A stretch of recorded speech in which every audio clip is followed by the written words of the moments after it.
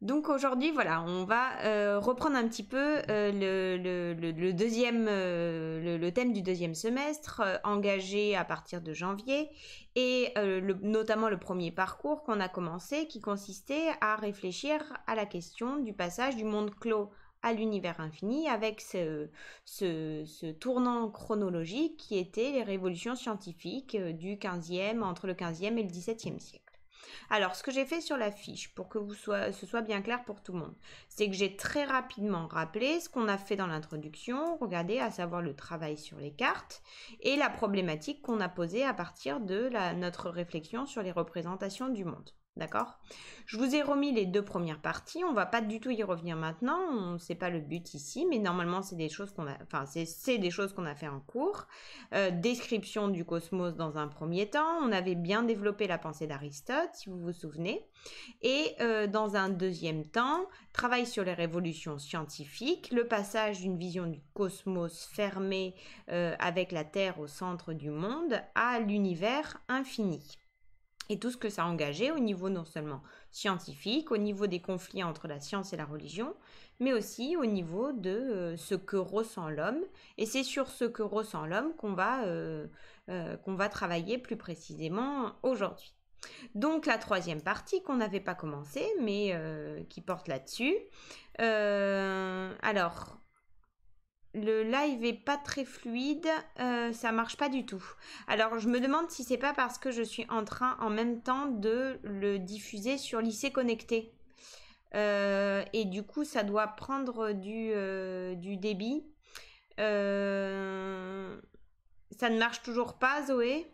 Est-ce que c'est le cas pour tout le monde? Est-ce que ça rame pour tout le monde? Répondez-moi dans le chat s'il vous plaît. Donc... Zoé a pas une très bonne connexion peut-être.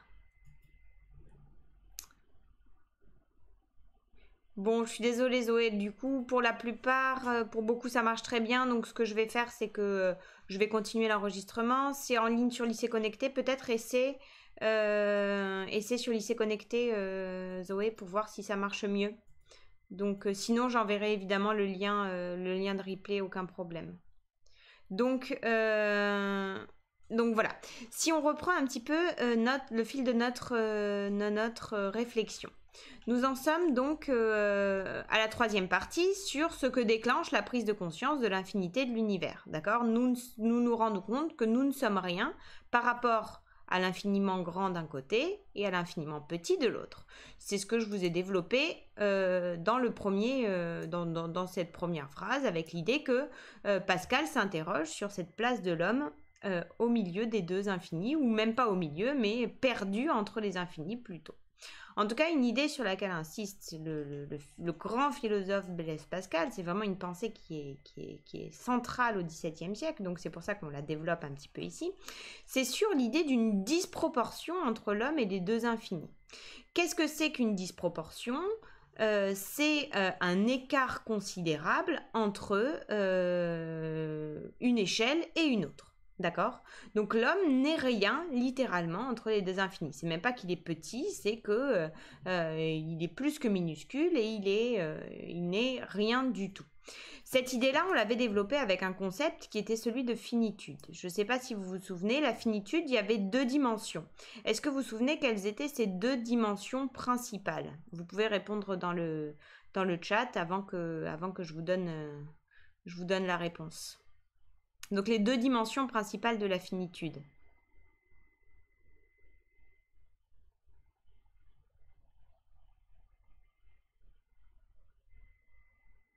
N'hésitez pas à répondre, hein, voilà. Donc vous vous souvenez peut-être pas, c'est pas très très grave. En tout cas, il faut que vous reteniez ce terme précis.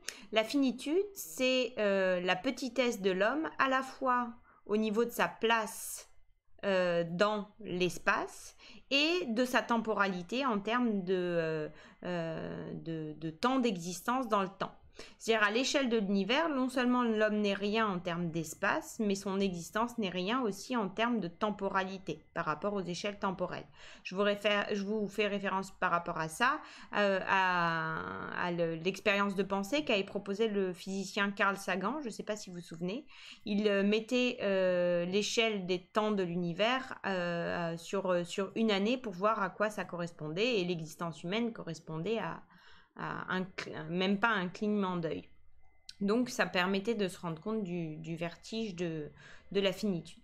Donc Pascal se rend compte que l'homme n'est rien, il est disproportionné par rapport aux deux infinis. Je vous ai reprécisé infiniment petit, découvert notamment par le développement du microscope, mais aussi infiniment grand par rapport auquel l'homme se sent complètement perdu. Infiniment grand, on l'a beaucoup travaillé avec les références, vous devez vous souvenir à Copernic, Tycho Brahe, Galilée, Giordano Bruno, etc. Ça, on l'avait bien développé en cours, je ne vais pas y revenir maintenant. Ce sur quoi Pascal insiste, c'est sur l'angoisse déclenchée par la prise de conscience que nous ne sommes rien au sein de ces deux infinis, perdus entre ces deux infinis. Cette angoisse, vous vous souvenez que angoisse se distingue de peur dans le sens où l'angoisse, c'est vraiment un sentiment poignant qui nous prend au plus profond de nous-mêmes et qui nous met dans un état désagréable, de suffocation, d'étouffement, et qui est d'autant plus difficile à résoudre qu'il n'est pas lié à un objet précis. Contrairement à la peur qui généralement se porte sur un objet précis, l'angoisse, elle est beaucoup plus difficile à diffuser parce qu'elle est beaucoup plus diffuse en elle-même. Donc, angoisse déclenchée par cette prise de conscience, l'homme se sent perdu. Notamment au niveau, dit Pascal, de son rapport aux connaissances. Pourquoi ? Parce que jusque-là, donc on en est là, jusque-là, l'homme estimait et avait plutôt confiance en lui-même, dans le sens où, au cours des siècles précédents, depuis l'Antiquité, on avait acquis de plus en plus de connaissances sur le fonctionnement du monde, et les hommes espéraient au XVIIe siècle pouvoir atteindre un jour une connaissance totale, exhaustive ça veut dire complète, du monde et de son fonctionnement. Au point que les philosophes du XVIIe siècle étaient aussi des grands physiciens, mathématiciens, ils faisaient de l'optique, de l'astronomie, de la biologie, en tout cas ils étaient complets dans leur manière d'aborder les choses parce qu'il y avait cet espoir de pouvoir tout connaître, d'accord ?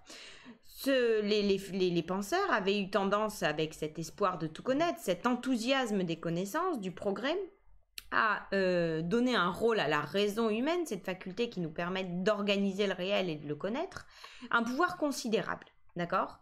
Chez Descartes, par exemple, chez Descartes, je vois très belle étagère, oui, c'est by Paul Dartos, une création fait main, cette bibliothèque magnifique. Donc, le pouvoir de la raison, était estimé comme considérable, et Pascal vient remettre en cause complètement ce pouvoir de la raison en disant que finalement la raison ne peut pas tout connaître, il y a des choses qui lui échappent, et donc il propose cette phrase: il faut humilier la raison. D'accord ? Il ne s'agit pas... Alors, humilier a une connotation moins péjorative au XVIIe siècle qu'aujourd'hui. Humilier, ça veut dire rendre plus humble. D'accord ? La raison avait eu tendance à s'emballer comme faculté humaine permettant de tout connaître. Or, ses connaissances son accès à la connaissance, est limité, et donc il faut la remettre à sa place. C'est-à-dire non pas l'exclure complètement et tomber dans l'irrationnel pur, dans la croyance folle, mais la remettre à sa place en disant qu'elle ne peut pas tout connaître, d'accord ? Pascal ajoute à cela que même l'imagination, la faculté d'imagination, est incapable d'envisager pleinement la pensée de l'infini. Alors là, il est assez pertinent, Pascal. Pourquoi ? Parce que effectivement, quand on envisage mentalement la pensée de l'infinité, notamment de l'idée que l'univers est infini en expansion accélérée, comme c'est scientifiquement admis aujourd'hui, vous voyez que même notre imagination se perd à cette idée. C'est-à-dire on n'est pas capable de le concevoir ni de l'imaginer. On l'admet, mais on ne peut pas l'imaginer. Et donc ça montre les limites de l'imagination. Par rapport à ça, je vous ai mis une petite remarque. Pourquoi? Parce que elle est ici, je l'ai ajoutée par rapport au cours que vous avez et je vous enverrai cette nouvelle version. Einstein, donc bien après Pascal, 2 siècles après, estimait au contraire que l'imagination avait des pouvoirs considérables bien au-delà de la raison et de la connaissance. Regardez la phrase d'Einstein, l'imagination est plus importante que la connaissance car la connaissance est limitée, tandis que l'imagination englobe le monde entier. Quand Einstein dit cette phrase, en fait, il vient de publier ces grands articles. Ces grands articles, pas de soucis Zoé, j'enverrai le lien, ne t'inquiète pas, on pourra suivre en replay sans problème. Donc je reviens à Einstein, quand Einstein dit cette phrase, il vient de publier ses grands articles, 1905, il publie 3 grands articles qui permettent de révolutionner la physique et d'expliquer en grande partie le fonctionnement de l'univers. Einstein fait l'hypothèse, est intimement persuadé, et c'est entre autres lié au fait qu'il était croyant. Il est persuadé intimement que l'univers est régi par les mêmes lois dans l'infiniment grand et dans l'infiniment petit, et que l'univers que ces théories permettent d'expliquer est un univers homogène, c'est-à-dire qu'il peut s'expliquer par les mêmes lois, et statique, c'est-à-dire fermé et immobile. D'accord ? Or, au cours de sa vie, de nouvelles découvertes sont faites et Einstein doit admettre, je vous ai mis 2 références, découverte de Lemaitre qui fait l'hypothèse du Big Bang, donc d'un âge de l'univers, et Hubble qui commence à découvrir l'infinité de l'univers. Donc au cours de son existence, Einstein en est réduit à admettre qu'il s'est trompé. Il dira d'ailleurs que cette idée d'un univers statique était une grande erreur de sa part. Au point qu'à la fin de sa vie, quand il doit admettre l'infinité de l'univers, Einstein finit par remettre un petit peu en cause les pouvoirs qu'il avait assignés à l'imagination, en disant que finalement, pour envisager l'infinité de l'univers, l'imagination rencontrait elle aussi des limites. Donc petite remarque, par rapport à ça, je vous conseille en ce moment un documentaire sur Arte, je vous le montre tout de suite, il est ici, voilà, sur Einstein et Stephen Hawking, sur l'univers. C'est en 2 volumes, c'est assez complet et c'est hyper intéressant si vous êtes un petit peu curieux de façon générale. Donc, revenons à la pensée de Pascal, et à l'idée que l'homme en est réduit à prendre conscience qu'il n'est rien ou presque rien et qu'il doit exister avec son angoisse. Pour surmonter cette angoisse, l'homme a tendance à s'inventer des activités. C'est ce que Pascal appelle le divertissement. Pourquoi? Parce que Pascal dit le plus grand malheur de l'homme, c'est d'être incapable de rester seul dans sa chambre et d'admettre, de se confronter au fait qu'il n'est rien et que son existence est rien et qu'il va bientôt mourir. Cette pensée l'angoisse terriblement, il est incapable de surmonter ça. C'est assez rigolo en cette période de confinement, l'idée que Pascal admettait que l'homme est incapable de rester seul, enfermé dans sa chambre. Malheureusement, là, vous n'êtes peut-être pas seul, mais vous êtes irréductiblement enfermé chez vous. En tout cas, j'espère que vous ne vivez pas les mêmes angoisses que celles qu'a pu rencontrer Pascal. Donc pour Pascal, le divertissement, c'est-à-dire le fait de se trouver des activités, et Pascal donne des exemples, la recherche du pouvoir, la chasse, le jeu, toutes ces activités, en fait, elles sont vides de sens, mais elles permettent, si je peux me permettre l'expression, de passer le temps, de s'occuper, de penser à autre chose plutôt qu'à cette angoisse-là. Pascal condamne le divertissement comme étant un ensemble d'activités futiles, vaines et vides. Mais il admet aussi la nécessité du divertissement, c'est-à-dire que l'homme ne peut pas faire autrement que de se détourner de ses pensées angoissantes qui le renvoient à sa condition humaine misérable. D'accord ? Donc, ambivalence du divertissement, vous vous souvenez le sens du terme d'ambivalence, ça veut dire qu'il y a un double aspect dans le divertissement. Négatif d'un côté parce que activité vide, positif de l'autre parce que indispensable pour éviter les angoisses trop fortes que l'homme peut connaître. Est-ce que jusque-là, ça va? Est-ce que vous suivez bien? Je vais pas trop vite? Dites-moi, n'hésitez pas si vous avez des questions. Donc ça va, très bien. Donc, on poursuit. L'homme est angoissé. Il peut éviter ses angoisses par le recours au divertissement, cet ensemble d'activités qui lui permettent de s'occuper. Mais solution beaucoup plus forte et pour laquelle Pascal va vraiment militer, le terme est presque pas galvaudé, tout au long de sa vie, pardon, c'est le fait que l'homme est sauvé de ses angoisses par la croyance qu'il peut avoir en Dieu. Donc Pascal est un penseur croyant, d'accord, qui fait de la foi religieuse, qu'il appelle aussi le cœur, une solution pour donner sens à l'existence humaine. Ce point est hyper important. Pourquoi? Parce que pour Pascal, la religion vient compléter la capacité à connaître de l'homme. Elle vient pas se mélanger, elle vient littéralement compléter. Et c'est le sens d'une phrase que vous avez peut-être déjà entendue de Pascal, qui est « le cœur a ses raisons que la raison ignore ». Alors cette phrase, elle est très souvent mal utilisée sur les réseaux sociaux, par exemple, où on fait généralement un éloge du romantisme avec cette phrase. Pas du tout. Le sens qui donne Pascal, le cœur, c'est ici la foi, et donc la foi religieuse vient expliquer des choses que la raison n'est pas capable de connaître par elle-même. Donc vous avez le sens de cette phrase de Pascal qui est dévoilée ici à travers ce recours à la foi. Quand je disais tout à l'heure, Pascal milite pour oui, tout à fait, dans les films à l'eau de rose, exactement. Quand je dis que Pascal milite pour vanter les mérites de la foi, il fait à certains moments du prosélytisme. Le prosélytisme religieux, c'est le fait de chercher à convaincre des non-croyants, des athées, de croire. Et Pascal a une pensée qui est très, très connue dans l'univers philosophique, qui est la pensée du pari.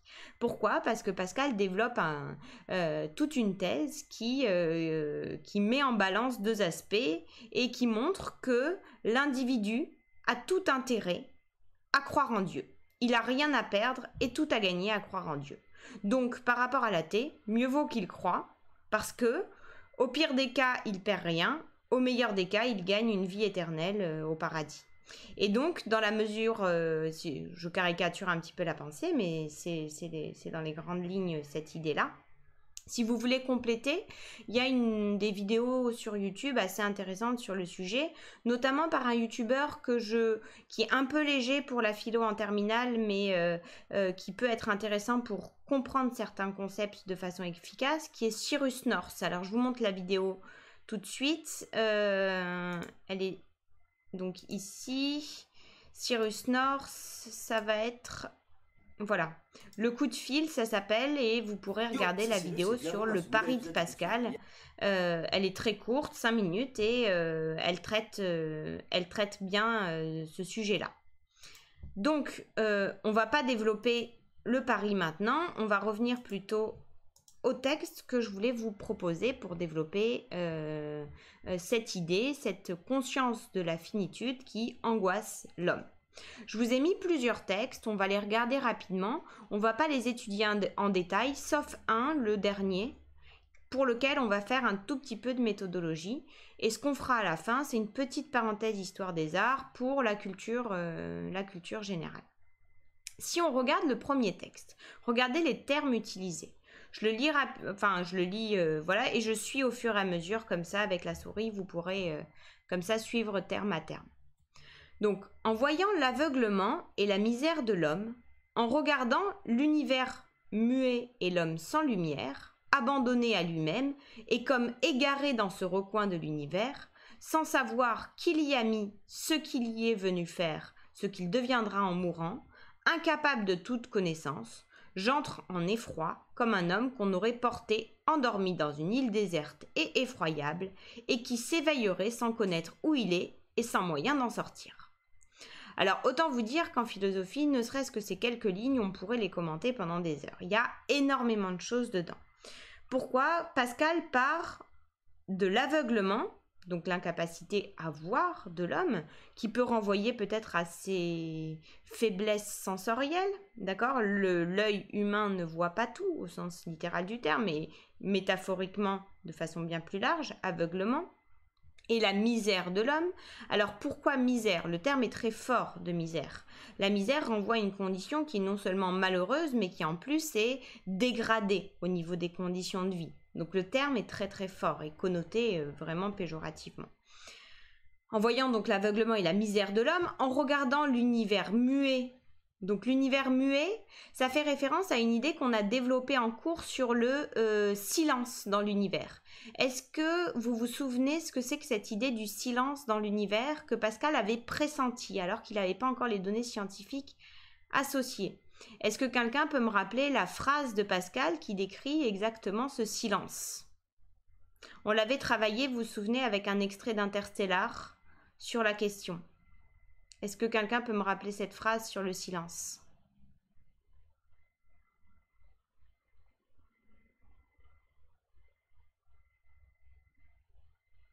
Je vous laisse le temps de rechercher 2 minutes peut-être.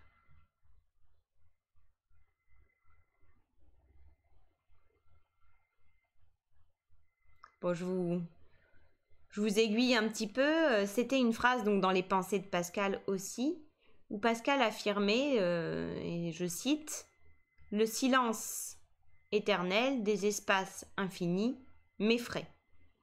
Alors cette phrase-là, je voulais citer, oui, Interstellar, on n'avait pas vu, je vous avais juste montré un tout petit extrait en cours où il y a ce vertige du silence, ce contraste en tout cas entre, je ne sais pas si vous vous souvenez, l'intérieur du vaisseau dans lequel il y a énormément de bruit, des machines, etc. et le point de vue extérieur où on repasse à l'extérieur du vaisseau et où d'un coup il n'y a plus aucun son. Pourquoi? Parce que l'espace étant vide, les ondes sonores ne se propagent pas. Et donc, effectivement, il n'y a pas de son dans l'espace. Donc, l'univers muet, Pascal n'avait pas encore les données scientifiques exactes pour affirmer ce silence dans l'univers, mais il avait déjà pressenti ce silence effrayant. Or, vous remarquez que le silence non seulement fait peur, mais en plus, les expériences scientifiques contemporaines montrent que un silence absolu nous rendrait fous, au point qu'on finirait par entendre nos propres bruits corporels pour combler l'absence de bruit extérieur. Donc l'univers muet est une donnée angoissante supplémentaire. L'homme sans lumière, alors l'homme sans lumière, c'est l'homme qui est à la fois aveugle, qui ne peut pas voir, qui ne peut pas être vu et qui n'est pas aidé. D'accord? Donc la lumière est symbole de connaissance et puis de confiance. Abandonné à lui-même, pourquoi abandonné? Parce que tout seul finalement, et égaré dans un recoin de l'univers. Pourquoi? Parce qu'il n'y a effectivement aucune raison pour qu'on soit né maintenant, qu'on soit né dans cette famille, à ce lieu-là, à ce temps-là. Il n'y a aucune raison pour qu'on ait ce visage-là plutôt qu'un autre. Il n'y a aucune raison pour qu'on rencontre tel type de personne plutôt que d'une autre. En tout cas, l'ensemble de l'existence semble réduit à un non-sens. Super vidéo de Veritasium, exactement, tout à fait, sur la chambre du silence. Je vous l'enverrai en complément sans aucun problème. Cette vidéo montre à quel point le silence effectivement est insupportable littéralement. Dans le début de ce texte, Pascal ajoute l'idée sur laquelle on est parti tout à l'heure, à savoir que l'homme est incapable de toute connaissance, c'est-à-dire que sa connaissance du monde est limitée. Les termes ensuite sont assez explicites. Pascal entre en effroi à penser ce non-sens de l'existence humaine. L'effroi, c'est quand même un sentiment qui fait peur et que Pascal rappelle juste après avec effroyable, d'accord? Donc ce vocabulaire de la peur qui est développé. Vous remarquez, il s'éveillerait sans connaître où il est, sans moyen d'en sortir, c'est-à-dire qu'à cette solution, il n'y a absolument aucune échappatoire. Donc, non seulement on n'a rien demandé, mais en plus, on ne peut pas s'échapper de cette condition humaine misérable. On poursuit. Et sur cela, j'admire comment on entrepoint en désespoir d'un si misérable état. Donc, il admire qu'on n'entre pas en désespoir, mais il admet aussi qu'on peut tomber dans le désespoir. C'est pour ça qu'on recourt souvent au divertissement pour sortir de ce désespoir. D'accord ? Je vois d'autres personnes auprès de moi d'une semblable nature. Je leur demande s'ils sont mieux instruits que moi. Ils me disent que non. Et sur cela, ces misérables égarés, ayant regardé autour d'eux et ayant vu quelques objets plaisants, s'y sont donnés et s'y sont attachés. Là, on a exactement une formulation indirecte du divertissement. regardez, ces misérables égarés, qu'est-ce qu'ils font pour pas être misérables? Eh ben, ils s'attachent à des objets plaisants. Ils s'occupent. Et ils donnent un sens à leur existence, tout aussi vide ce sens soit-il. Pour moi, je n'ai pu y prendre d'attache et considérant combien il y a plus d'apparence qu'il y a autre chose que ce que je vois, j'ai recherché si ce Dieu n'aurait pas laissé quelques marques de soi. Donc, lui refuse de recourir au divertissement et préfère se référer à quelque chose qu'il juge être plus haut, à savoir la foi religieuse. D'accord? Est-ce que c'est clair ce texte? Dites-moi si ça va, si vous avez des questions sur ce texte. Oui, c'est clair pour tout le monde? Dites-moi honnêtement. Bon, parfait. Je continue alors. Deuxième texte, beaucoup plus court, c'était juste pour vous montrer l'autre aspect de la finitude, à savoir quand je considère la petite durée de ma vie absorbée dans l'éternité précédente et suivante. Souvenez-vous, nous ne sommes rien dans l'infinité de l'univers, d'accord? En termes de temps d'existence, y compris. Deuxième aspect, le petit espace que je remplis. Donc on a bien la double dimension de la finitude qui apparaît ici. Et même que je vois, abîmé dans l'infinie immensité des espaces que j'ignore et qui m'ignorent, je m'effraie et je m'étonne de me voir ici plutôt que là. À nouveau, étonnement face à la condition humaine. On ne comprend pas pourquoi on est là et pourquoi on est là maintenant.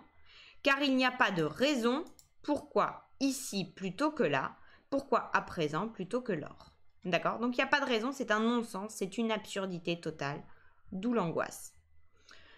Texte suivant, tout petit extrait, je voulais juste que vous reteniez à propos de ce petit texte l'expression, la définition qu'il en donne de l'homme. Regardez, qu'est-ce que l'homme dans la nature? Un néant, c'est-à-dire un rien, d'accord? À l'égard de l'infini, un tout à l'égard du néant, un milieu entre rien et tout. Donc, difficulté de l'homme à se situer, qu'est-ce que l'homme? L'homme n'est rien à l'égard de l'infini. Et pourtant, il commence à suggérer autre chose qu'on va développer maintenant. L'homme n'est rien, c'est bien un néant à l'égard de l'infini, et pourtant c'est aussi, regardez, un tout à l'égard du néant. Pourquoi un tout à l'égard du néant? Parce que l'homme, vous allez voir, a ce privilège unique dans la nature de n'être rien, mais d'être conscient qu'il n'est rien. C'est-à-dire d'être capable de penser sa condition d'homme.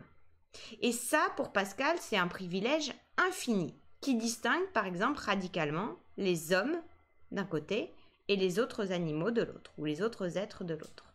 Pour Pascal, la conscience du fait qu'on est des êtres finis, la conscience du fait que notre existence n'est rien, fait de nous des êtres avec un privilège particulier. D'accord ? Donc fin du texte, infiniment éloigné de comprendre les extrêmes, la fin des choses et leurs principes sont pour lui invinciblement cachés dans un secret impénétrable, également incapable de voir le néant d'où il est tiré, et l'infini où il est englouti. D'accord? Retenez juste cette formule, l'homme est quoi dans la nature? C'est un néant à l'égard de l'infini et un tout à l'égard du néant. On a une formule qui littérairement d'ailleurs serait intéressante à étudier, mais c'est pas notre thématique ici. Dernier texte qui prolonge cette idée que l'homme a ce privilège quand même, tout en n'étant rien, d'être capable de penser sa place de rien finalement. Dernier texte sur le privilège de l'homme. Ce texte, on s'y arrête 2 minutes parce que ça nous permet de faire un petit point sur ce qu'on n'a pas fait en cours, à savoir la méthodologie de l'explication de texte pour les personnes qui vont arrêter la spécialité à la fin de la première. C'est-à-dire, il y en a très peu dans vos classes, ils sont 6 en tout, mais ils vont devoir passer une épreuve à la fin de l'année, si un jour on revient au lycée, qui va les interroger là-dessus. En tout cas, pour tout le monde, cette épreuve d'explication de texte, de toute façon, on va la développer pour l'an prochain, et que ce soit en spé humanité, comme en philo à part, en tronc commun, on va parler de l'explication de texte. Donc autant poser les bases ici. D'accord? Donc, on lit ce texte très rapidement et je vous explique les grands mots que je vous ai notés juste en dessous, hein, ils seront là, de l'explication de texte pour cette épreuve des renonçants. La grandeur de l'homme, donc nous sommes là. La grandeur de l'homme est grande en ce qu'il se connaît misérable. Un arbre ne se connaît pas misérable. D'accord? Donc, première phrase, l'agencement des mots est particulier, ça semble un peu redondant tout en ne l'étant pas tout à fait. En tout cas, ce que Pascal établit, c'est que l'homme semble à la fois misérable et grand. Pourquoi misérable à votre avis, d'après tout ce qu'on vient de dire? Je vous laisse 1 minute pour répondre, essayez de réfléchir un petit peu. Pourquoi l'homme est-il misérable?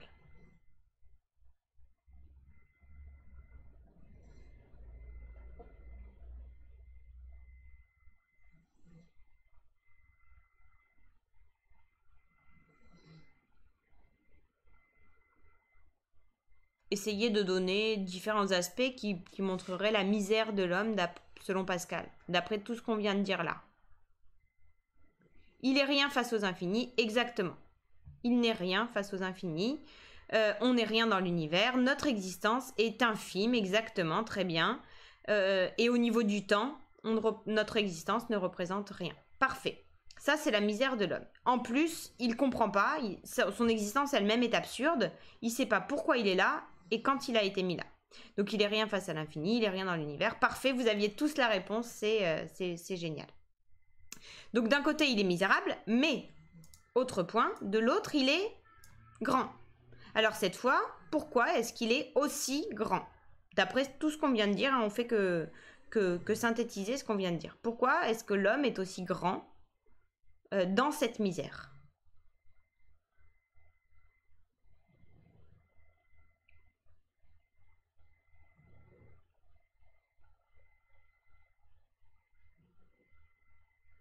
Parce qu'il sait qu'il n'est rien, exactement.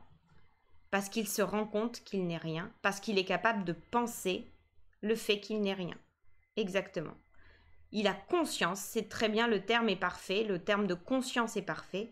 C'est la capacité à réfléchir à sa propre condition, à prendre du recul par rapport à lui-même pour être capable de penser ce qu'il est. Très bien, vous aviez aussi tous les réponses. Je suis hyper fière. Donc, on poursuit le texte et on va voir que c'est tous ces aspects-là qu'il va développer. C'est donc être misérable que de se connaître misérable. Mais c'est être grand que de connaître qu'on est misérable. Donc, bon, Pascal est un roi du jeu avec les mots, hein, donc vous inquiétez pas sur les formules qui peuvent paraître un peu compliquées. Vous prenez, si vous avez ce texte à un jour d'épreuve, vous prenez mot par mot et vous verrez que ça se décortique assez bien finalement. Phrase suivante, penser fait la grandeur de l'homme. Alors, il y a une faute de frappe, je me rends compte, en recopiant le texte, je l'ai faite, c'est penser ER, évidemment. Penser fait la grandeur de l'homme. Je puis bien concevoir un homme sans main, pieds, tête, car ce n'est que l'expérience qui nous apprend que la tête est plus nécessaire que les pieds. Mais je ne puis concevoir l'homme sans pensée, ce serait une pierre ou une brute. L'homme n'est qu'un roseau, le plus faible de la nature, mais c'est un roseau pensant. Il ne faut pas que l'univers entier s'arme pour l'écraser. Une vapeur, une goutte d'eau, un virus, je rajouterai, suffit pour le tuer. Mais quand l'univers l'écraserait, l'homme serait encore plus noble que ce qui le tue, parce qu'il sait qu'il meurt. Et l'avantage que l'univers a sur lui, l'univers n'en sait rien. Toute notre dignité consiste donc en la pensée. C'est de là qu'il nous faut relever, et non de l'espace et de la durée que nous serons remplis, qu'il nous faut nous relever. Pardon. Travaillons donc à bien penser, voilà le principe de la morale. Donc, vous voyez que la fin du texte est très dense, et il y a plein de choses qu'on va pouvoir développer. Juste, on revient une seconde sur cette formule, l'homme n'est qu'un roseau, le plus faible de la nature, mais c'est un roseau pensant. Donc les soignants de Réa, non. Et non, les soignants de Réa sont très très forts, mais sont aussi victimes, je pense, du Covid, même s'ils font tout pour, je crois, pour sauver la situation. D'ailleurs, on est de tout cœur avec eux. Alors, si on revient à cette phrase, l'homme n'est qu'un roseau le plus faible de la nature, mais c'est un roseau pensant. Pourquoi, à votre avis, Pascal prend l'image du roseau? Qu'est-ce que ça vous évoque, cette plante qu'est le roseau? Essayez de réfléchir un petit peu ce que c'est comme type de plante, le roseau, et pourquoi l'image est intéressante.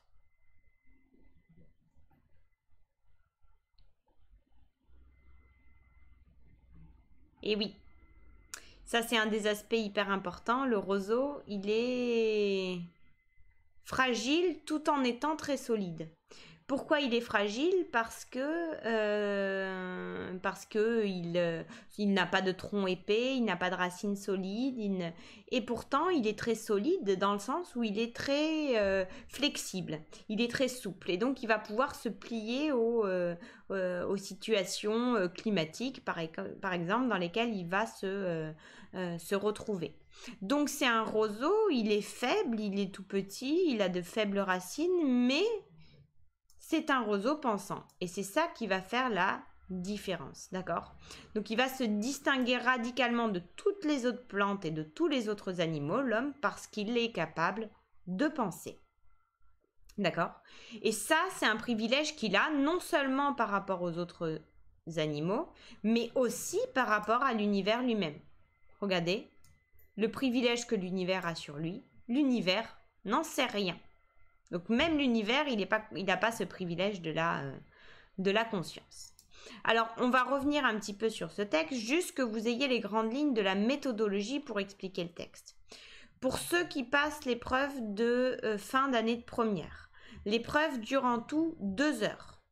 Pour ceux qui passeront l'épreuve de spé en terminale, l'épreuve durera 4 heures. Donc vous aurez le double de temps, ce qui veut dire qu'il faudra beaucoup plus développer. Mais vous serez largement capable de le faire parce qu'on aura beaucoup plus d'heures de préparation. Donc l'épreuve dure 1 heure. Ce que je conseille de faire à ceux qui passent l'épreuve, c'est de passer au moins 15 minutes sur la lecture, surtout sur un texte aussi complexe que ça. 15 minutes sur la lecture, on repère les idées essentielles, on surligne les mots, les concepts intéressants, et on va commencer à lire le texte en fonction de la question qui nous est posée. Ensuite, on rédige l'intro pendant 15 minutes, le plan aussi, en 2 parties ou en 3. Et ensuite, on rédige le devoir. Ça laisse très peu de temps. Vous allez voir que sur l'épreuve de 4 heures, on va faire à peu près pareil, sauf qu'on va passer le double sur chaque épreuve, ce qui va être beaucoup plus confortable dans la compréhension du texte. Le but, ça va être de répondre à une question posée sur le texte. Ici, la question que je vous propose pour ce texte-là, c'est en quoi l'homme est-il à la fois grand et misérable? La question, voilà, elle n'est pas hyper compliquée, mais les questions sur cette épreuve-là seront de cet ordre-là. Le but, ça va vraiment être de développer une copie pour répondre à cette question posée et de convoquer le texte pour justifier cette réponse. D'accord? Je vous ai mis les différentes étapes de l'introduction, je vous laisserai les lire tranquillement de votre côté. Introduction, développement et conclusion. Pour ce texte-là, je vous explique juste le fonctionnement du développement. Pourquoi? Parce que quand on va lire un texte en philosophie, on ne va pas du tout faire comme vous faites en littérature, c'est-à-dire chercher des thèmes. En philosophie, on va essayer de comprendre l'argumentation du texte et ça va passer par une étude qu'on appelle une étude linéaire, c'est-à-dire une étude ligne par ligne du texte. Pourquoi? Parce qu'on estime en philosophie qu'un raisonnement se met en place en plusieurs étapes et qu'il faut suivre ces étapes pour comprendre le propos d'un auteur. Donc il faut généralement, un petit peu à la manière d'un artisan, découper le texte pour mieux en saisir l'armature argumentative. Donc, dans tous les textes que vous aurez, il faudra que vous cherchiez 2 ou généralement 3 parties qui soient des étapes de l'argumentation. Ici, je vous ai donné les 3 parties, on peut les reprendre rapidement ensemble. Première partie que je vous proposais, donc découpage possible, la grandeur de l'homme jusqu'à de l'homme. C'est-à-dire, si on reprend notre texte, nous avons toute cette partie-là serait notre première partie. Argument développé dans cette partie, d'accord? Double aspect, regardez, l'homme est à la fois grand et misérable, et plus spécialement, l'homme est grand parce qu'il a conscience de sa misère. C'est-à-dire, il n'est pas à la fois l'un et l'autre comme si c'était pas lié, mais il est l'un parce qu'il est aussi l'autre. Et ça, il faudrait faire la nuance. Alors, un peu comme on fait en français, Marine, pas tout à fait. Pourquoi? Parce qu'en français, généralement, je crois que vous cherchez plutôt des thèmes d'un texte et... Ah oui, pour l'étude des lignes, tout à fait. Pour l'épreuve de spécialité. Pas en français en général, pour l'épreuve de spécialité, vous faites aussi ligne par ligne. Tout à fait, pardon. Donc, à peu près comme en français, sauf qu'on ne va pas insister toujours sur les mêmes aspects. Vous savez que... qu'en français. On va beaucoup plus insister sur les arguments que sur les figures de style, par exemple. D'accord? Mais de toute façon, vous pouvez rejoindre un petit peu ce que vous faites en français pour compléter votre analyse philosophique, évidemment. Donc, première partie, ce qu'il faudra absolument faire, c'est développer l'idée que l'homme est à la fois grand et misérable, et plus spécialement, il est grand parce qu'il sait qu'il est misérable. Donc, lier les deux et pas les séparer. Donc ça, j'espère que vous l'avez bien compris. Deuxième partie, ce que je vous propose, c'est pas un absolu, hein, mais c'est une possibilité. Cette deuxième partie, on l'a fait aller jusque-là.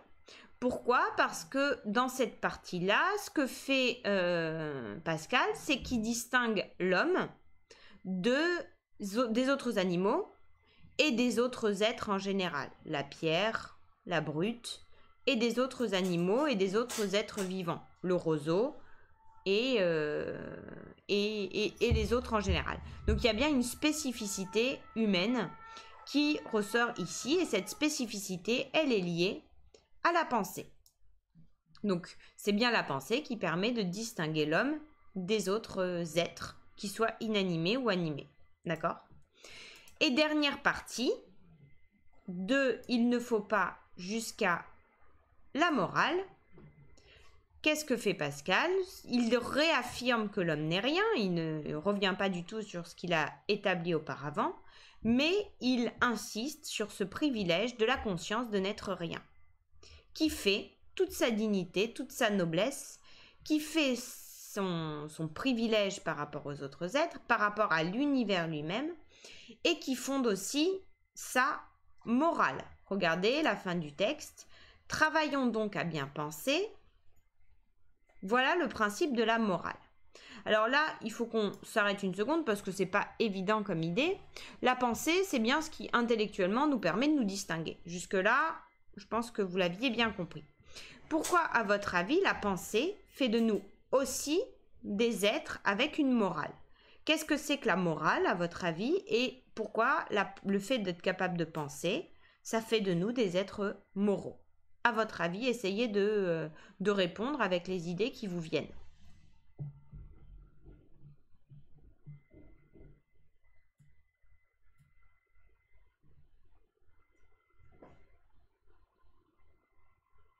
Donc je répète la question, pourquoi la pensée fait-elle de l'homme un être moral? Qu'est-ce que c'est que cette morale et pourquoi est-ce que le fait de penser, ça permettrait d'être moral?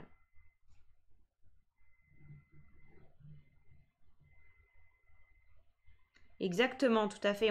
La pensée permet non seulement de distinguer, c'est très bien, chapeau Flora, permet de distinguer ce qui est d'un côté vrai et faux, mais aussi ce qui est bon et mauvais. Tout à fait. Donc la morale, c'est tous les piliers qui font tenir les plafonds de la société. Aussi, il y a cette dimension culturelle-là, mais là, dans le texte de Pascal, c'est plutôt la référence aux notions de bien et de mal. D'accord? Donc, on a cette capacité à sentir ce qui est bon, ce qui est mauvais. Et éventuellement, si on devait prolonger, on pourrait très bien ajouter l'idée que le fait d'être misérable et le fait d'être capable de penser cette misère, ça fait qu'on est capable aussi de se tourner vers la misère des autres, éventuellement, pour les aider. On pourrait très bien imaginer faire émerger à partir de là des actes de bienveillance qui seraient liés au fait qu'on est conscient d'être misérable, mais de ne pas être seul à être misérable. Donc très bien. Donc vous voyez, dans l'explication de texte, il faudrait peut-être s'arrêter là-dessus, ce serait pas évident, et honnêtement, si vous aviez ce texte-là, ce serait un texte qui est plutôt compliqué à expliquer. Pour vous aider un petit peu dans la méthodologie, ce que je vous ai proposé, on ne va pas les lire, c'est un exemple d'introduction rédigée pour ce texte et un exemple de conclusion rédigée. Pour l'introduction, vous verrez, tout à fait pour l'altruisme, exactement. Pour l'introduction, vous pourrez distinguer toutes les étapes de la méthodologie. Pour la conclusion aussi. D'accord ? Est-ce que vous avez des questions par rapport à ça ? Ou est-ce qu'on peut passer à l'extension un petit peu dans l'histoire des arts que je voudrais vous proposer en complément et qui permet d'avoir un tout petit peu de culture générale, notamment en matière de peinture. N'hésitez pas à poser des questions, que ce soit sur ce texte ou sur la méthodologie. J'en profite le temps que vous écriviez pour boire une gorgée d'eau.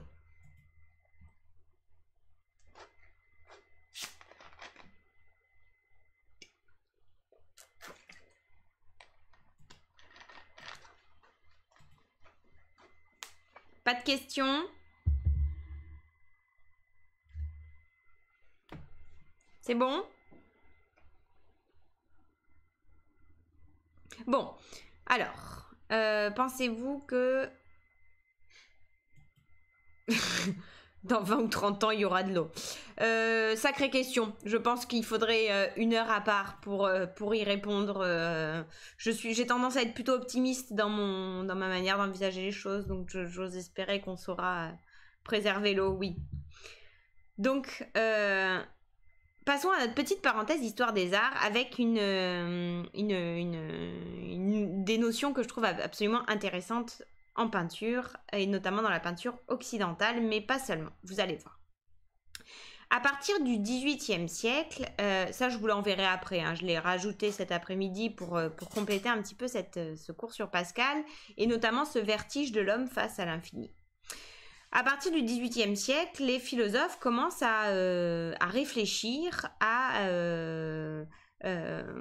l'appréciation que peuvent avoir les hommes des œuvres d'art. Et donc à réfléchir aux sensations provoquées par une œuvre sur un spectateur. D'accord ? Ce qui donne naissance à une nouvelle discipline dont vous avez déjà entendu le nom, je pense, qui est l'esthétique. Aesthésis, en grec, ça veut dire la sensation, donc c'est bien l'analyse des sensations que produisent les œuvres d'art sur les spectateurs. Or, il y a un penseur qui s'appelle Edmund Burke, oui, sacré nom, je sais, donc son nom est là, pour si vous voulez le noter, voilà, qui établit une distinction entre deux types de sensations qui peuvent naître de l'observation de la peinture et notamment de la peinture de paysage. Il distingue d'un côté le beau et de l'autre ce qu'il appelle le sublime. Alors, vous allez voir que le sublime n'a pas du tout le sens en peinture et de façon classique qu'on lui donne aujourd'hui. Aujourd'hui, on dit de quelqu'un qu'il est sublime quand on juge qu'il est plus que beau et qu'il sort vraiment du commun en termes de beauté. Là, vous allez voir, c'est un sens radicalement distinct. Pour caricaturer un petit peu cette distinction, Burke établit cette distinction entre beau et sublime qui va être repris par d'autres philosophes comme Denis Diderot ou Emmanuel Kant, qui au même siècle vont être vraiment intéressés par cette distinction. Le beau désigne généralement une certaine harmonie des formes, des couleurs, un équilibre de la composition qui permet, face à une œuvre d'art, de se sentir serein. Typiquement, quand on regarde un tableau classique de Léonard de Vinci, il y a une certaine sérénité, ou de Raphaël par exemple, il y a une certaine sérénité qui se dégage de ces tableaux. Je vais vous montrer des exemples tout de suite. Qu'est-ce que c'est qu'une composition belle et sereine? C'est une composition qui renvoie à un équilibre qui nous met dans un état agréable de douceur, de délicatesse et de bien-être. Qu'est-ce que c'est, par contre, le sublime? Burke développe l'idée que le sublime, c'est une sensation d'émerveillement face à quelque chose qu'on trouve magnifique, mais qui en même temps nous effraie. Typiquement, le vertige de l'homme face à des choses qui le dépassent complètement. Or, les peintres, à partir du XVIIIe siècle notamment, commencent à se rendre compte que dans la nature elle-même, il y a des phénomènes qui nous dépassent et qui peuvent nous effrayer de façon considérable, et décident de représenter ces éléments-là. Alors, je vais vous montrer des œuvres tout de suite pour que ce soit beaucoup plus concret. Vous me dites absolument si vous continuez à m'entendre quand je passe sur ces œuvres-là. Julien? C'est bon? Le son passe? Vous avez accès. Parfait. Je vous montre quelques tableaux de deux peintres français très connus, Claude Lorrain d'un côté, Nicolas Poussin de l'autre, qui sont des idées du beau. Alors ça, c'est des représentations qui sont des représentations de beaux paysages. Pourquoi? Parce que se dégage une harmonie selon les critères, ce qu'on appelle les canons de beauté classique, qui nous renvoie, regardez, à un état de bien-être, de sérénité. En tout cas, un équilibre de la composition qui fait une harmonie entre l'homme d'un côté et la nature de l'autre. L'homme a sa place dans la nature et tout semble parfaitement équilibré. Regardez ça, ces scènes un petit peu champêtres, on voit une nature bienveillante dans laquelle les hommes se trouvent bien et se trouvent complémentaires de cette nature. Donc, ça c'est des représentations du beau. Je vous enverrai tous ces documents, ne vous inquiétez pas. En revanche, maintenant on va les mettre en balance avec les représentations du sublime. Vous allez voir tout de suite que la sensation provoquée par le sublime n'est pas du tout du même ordre. La place de l'homme n'est pas du tout la même et la sensation provoquée ne va pas être la même.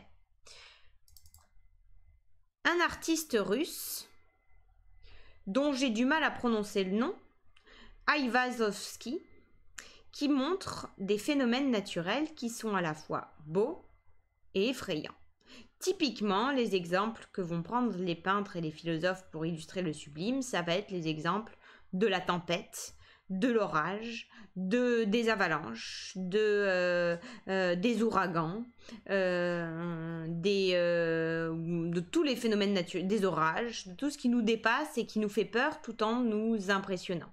Là, ce qui est représenté, vous connaissez, c'est le phénomène des aurores boréales, qui, avant de pouvoir être expliqué scientifiquement, donnait lieu à des hypothèses d'explication complètement... l'imagination s'est défoulée sur les hypothèses, sur les aurores boréales. Donc regardez ça, regardez ce bateau qui est en train de chavirer dans la tempête, d'accord? Donc fragilité de l'existence humaine. Idem pour ce tableau-là. Et pareil, côté un peu beau mais effrayant de ce tableau-là. Alors là, c'est plus du tout le même peintre. C'est un autre peintre qui s'appelle Caspar David Friedrich, que vous connaissez peut-être pour un tableau qui est son tableau le plus connu, qui est Le voyageur contemplant une mer de montagne. Je pense que vous le connaissez, ce tableau-là.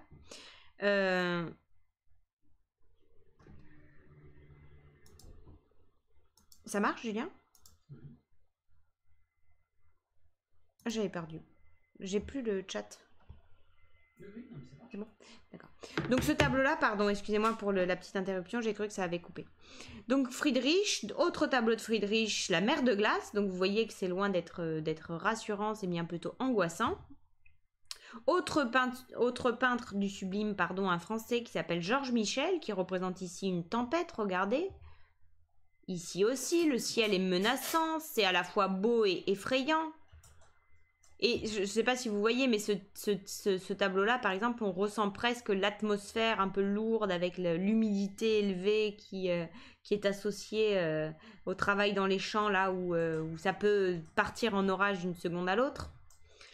Autre peintre qui est réputé pour être un peintre de l'apocalypse, qui est John Martin, qui a peint beaucoup de scènes comme ça de destruction du monde. Donc regardez ces tableaux-là de John Martin. Là, c'est la destruction de Pompéi. Ça, c'est une image de l'Apocalypse, toujours par John Martin. Ça, c'est une autre image, un autre tableau, pardon, avec une montagne qui est immensément grande, d'accord? Donc, une place de l'homme qui est ridicule par rapport à la grandeur du reste. Et là, je vous ai mis pour finir un peintre que j'adore, qui est William Turner, qui a beaucoup joué au cours de sa vie sur les couleurs. Là, c'est la représentation d'un glacier, alors on voit pas très bien, mais voilà. Là, c'est la représentation du déluge. Donc je sais pas si vous voyez, mais on ne voit presque plus rien. En tout cas, il y a plus les figures humaines ont tendance à disparaître complètement. Représentation d'un naufrage, alors c'est pas le premier à le faire, hein. Vous connaissez sans doute le tableau de Géricault qui s'appelle le radeau de la Méduse, où on retrouve ce même thème, mais là c'est la version qu'en donne Turner. Autre représentation d'une tempête de neige, cette fois, par Turner. Et un autre tableau représentant une tempête sur la mer. Donc vous voyez que la sensation n'est pas la même et les peintres cherchent ici à représenter quelque chose qui nous émerveille tout en nous faisant fondamentalement peur. Pour compléter ça, je vous ai mis quelques photos, donc un autre art qui représente le sublime, pardon. Photo d'une avalanche dont je n'ai pas le photographe.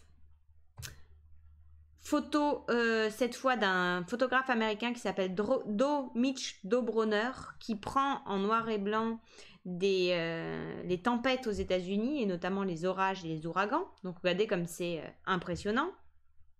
Celle-là aussi. Donc c'est à la fois, vous voyez, très beau et très effrayant. Celle-là aussi, regardez cette lourdeur des nuages. Hein, on n'aimerait pas y être dessous et pourtant on continue à trouver ça très magnifique.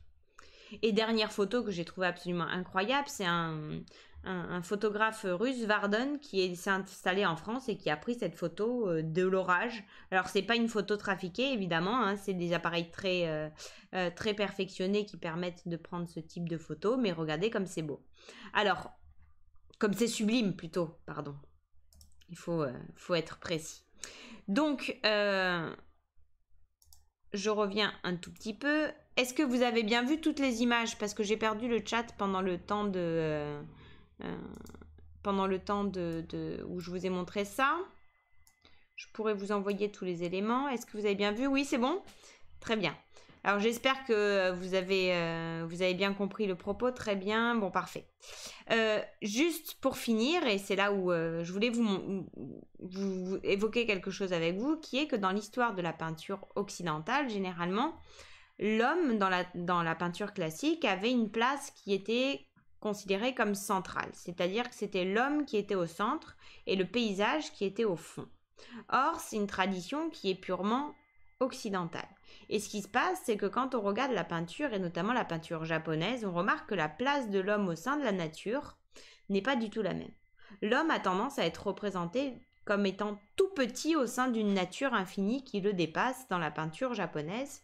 C'est pas une représentation du sublime, parce que le sublime est un concept vraiment de l'analyse de la pensée occidentale, mais je voulais vous montrer quelques estampes japonaises qui montrent que dans la représentation de la nature dans les estampes japonaises, l'homme tenait une place qui était généralement mineure, en tout cas qui était largement dépassée par ce qui l'entoure. Alors, si vous voyez bien, je peux maintenir comme ça, sinon je mets en plein écran. Qu'est-ce que vous préférez ? Est-ce que là, vous voyez bien ?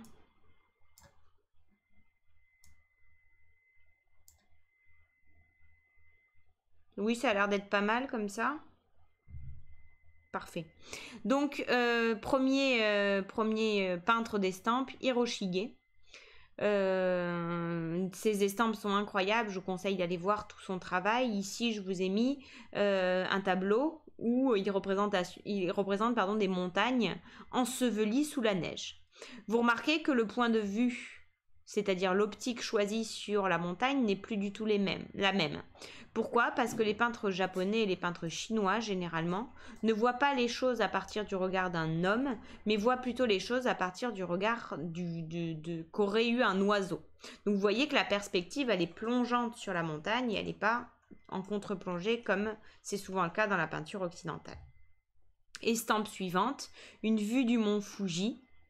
Du mont Fuji, pardon, par Hiroshige à nouveau, avec cette place de l'homme mineur dans le tableau, puisque l'homme, vous le voyez, je ne sais pas si vous le voyez ici, voilà, l'homme est là, en haut à gauche, alors que le reste du tableau représente la nature. Donc l'homme n'apparaît comme étant presque rien.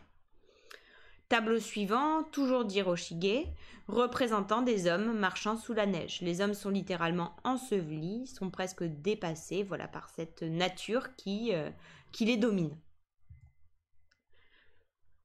Représentation suivante, à nouveau avec une toute petite place de l'homme. Vous voyez les tout petits bateaux et les tout petits personnages qui montent sur la montagne à gauche. Donc voilà.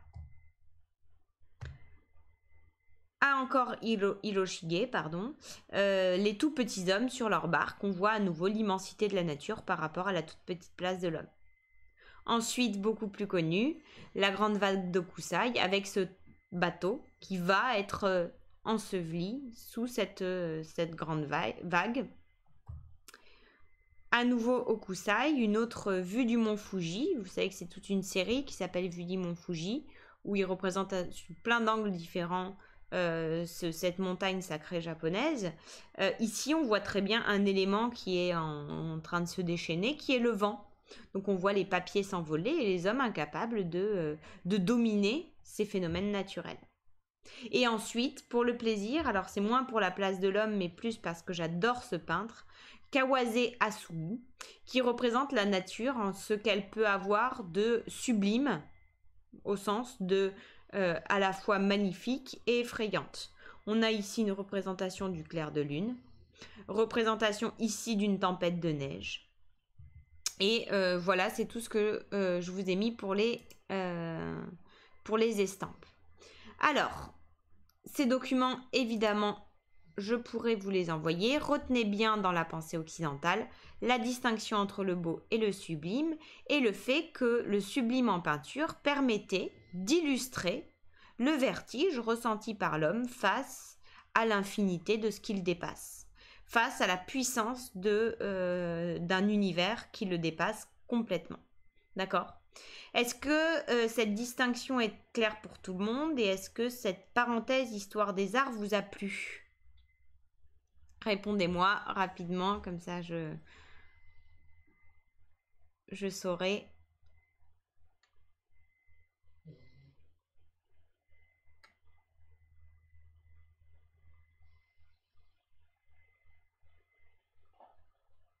Donc voilà, dites-moi. Très bien. De toute façon, c'est des références qui peuvent vous être utiles en culture générale et même pour illustrer, vous verrez en philosophie des concepts philosophiques et des réflexions. Et là, la résonance avec la pensée de Pascal est assez forte.